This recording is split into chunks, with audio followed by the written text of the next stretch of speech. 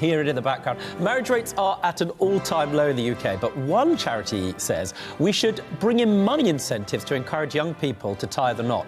Will that mean a revival of the institution of marriage? Gargi Patel has more.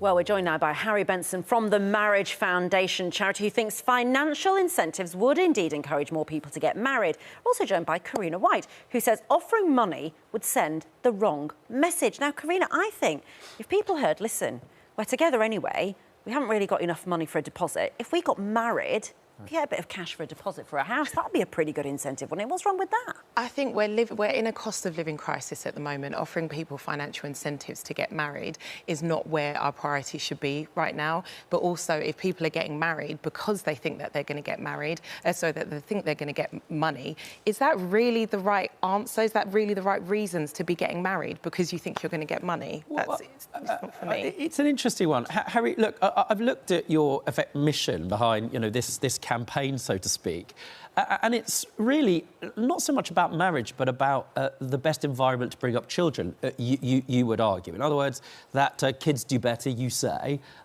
when the parents are legally required to be with one another, especially in the challenging early days of babyhood. Is that really the chief incentive behind why people should be provided incentives by the governments to get married?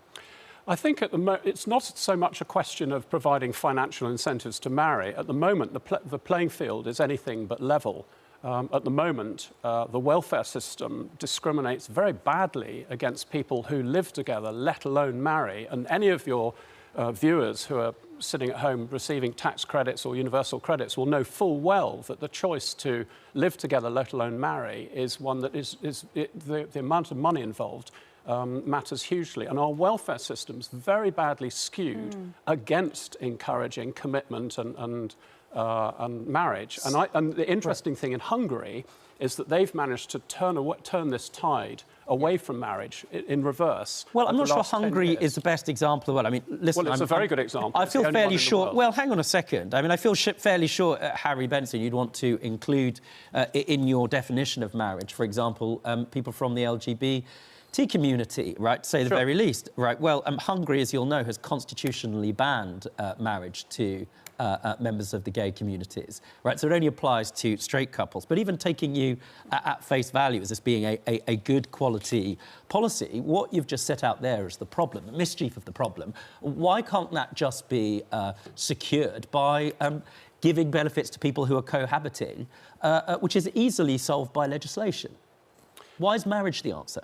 Because the psychology behind marriage. Let's start with first principles. The reason why societies regulate marriage and have done throughout history, throughout the world, is to encourage men to invest in their future children. That's the reason behind marriage. And at the moment, we have a system which actively discriminates against that. And it's mad. I mean, it's the reason why 15% of babies are born without the dad living in the house. And most people actually want the dad living in the house.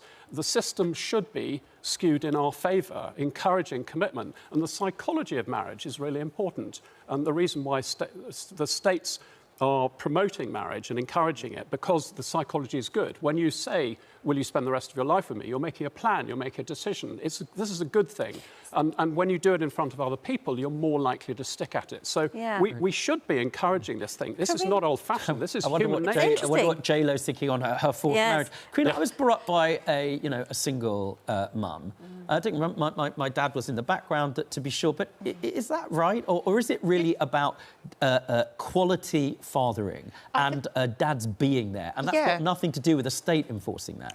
I'm hearing this constantly. I've heard it constantly over the last week, that actually if children are brought up in a married household, they end up being happier, they have less mental health problems as they're older, when actually you can be married and you can actually be living in a very toxic environment. You can live in a two-parent household that is very loving, very caring, have a mum and a dad that cares for you, or, same-sex parents that care for you, and grow up and be perfectly fine. You do not have to be married. And even if you are living in single-parent households, household. My daughter lives with me. She also spends time at her dad's house, and she's between two very loving parents who love her, who care for her, and that shouldn't matter whether you are married or not.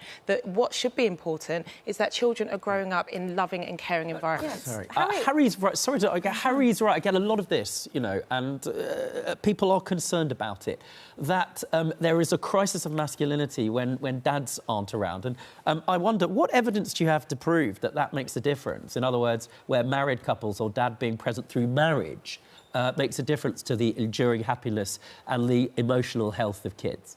I've got to tell you, one of my all-time best research findings actually is about happy wife, happy life, which is one of those catchphrases that people bandy around. If mum is happy in the early stages of a relationship, then the family outcomes tend to be much better down the line. And it's less true for dad. But what makes mum happy is if she's got a friend and support and whatever. And I'm, you know, a huge fan of lone parents. I was brought up by one. I've got people in my family who are lone parents. They're fabulous. They're wonderful. So this is not about parenting. This is about stacking the odds in your favour. That's all. We're talking about stacking the odds in your favour. And it's why societies have regulated marriage, because the odds tend to go with it. And yes, toxic marriages, yes, wonderful, successful lone parents. But we're talking about stacking the odds in your favour, and that's why Hungary is interesting, because they've changed the direction of travel. Yes, well, I wonder what their gas bills are like if they've got £28,000 to give to married couples. We haven't even got that for, you know, elderly people who are struggling with their bills at the moment. But a really interesting idea about the concept of marriage. It's declining. Maybe there's going to be an uptick. Who knows? Thank you so much, Harry and Carina. Thank you so much.